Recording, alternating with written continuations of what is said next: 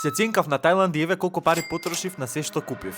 Ова е едно од најпознатите пазарчиња кој што се вика Train Market. И многу е кул тоа што буквално поминуваш на сред пруги. И во одредено време, на пример во 8,5 часа поминува возот и сите ги собираат овие шаториве што ги гледате тука, за да може да помине и после пак ги враќаат.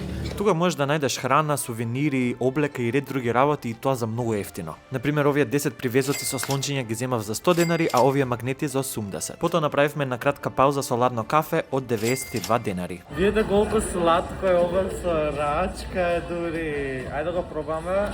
Колку богат вкус има човече. Не е како милкшейк, тука е како стварно кафе. А јас баш не знам спијам, ова многу ми требаше.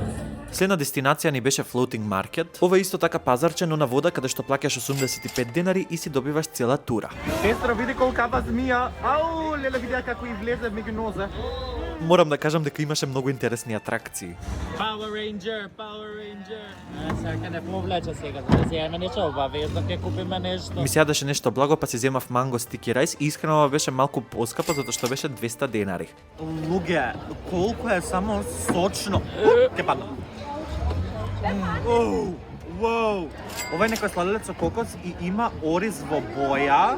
Океј. Не е лошо. Инаку тука треба многу да се ценкаш за да ти симнат од цената, а мене за тоа воопшто не ме бива. Значи и се ме бива за ценкање.